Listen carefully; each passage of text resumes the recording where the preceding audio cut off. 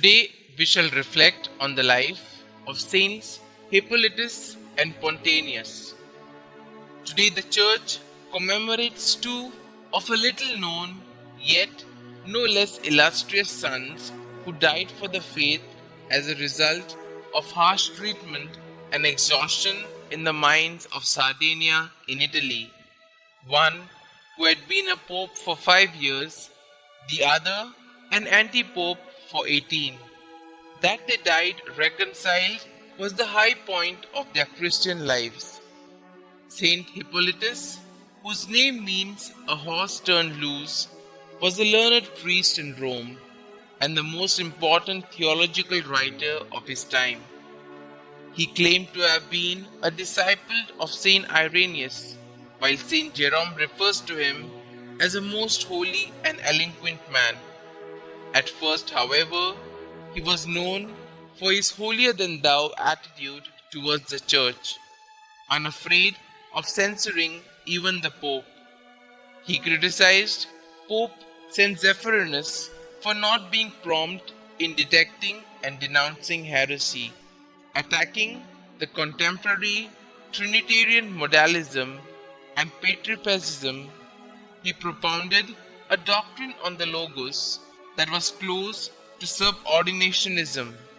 He accused Callistus I, successor to Zephyrinus, of Sabellianism, going so far as to sever ties with the Church of Rome and having himself elected anti-pope by his supporters, a schism that lasted through the papacy of Urban I and Pontianus.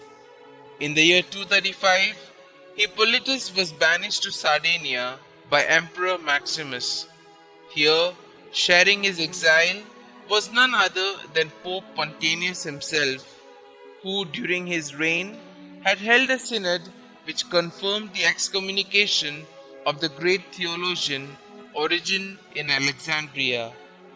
Hippolytus was rigorist, orthodox to the point of regarding the Church as being composed exclusively of the just and the sinless, but he was humble enough to be able to acknowledge his excesses and seek reconciliation. What he failed to learn as a reformer and a purist, he learned in the pain and desolation of his exile with Pontianus. The fruit of this reconciliation being the resignation of both Hippolytus as anti-pope and Pontianus as pope, making way for a new incumbent in Rome. The election of Saint Antarius ended the schism, but his near instant martyrdom was followed by the election of Pope Saint Fabian, who brought the mortal remains of Hippolytus and Pontianus to Rome and accorded them a solemn burial. To Hippolytus in the cemetery of Via Tiburtina and Pontianus in the crypt of Saint Callistus.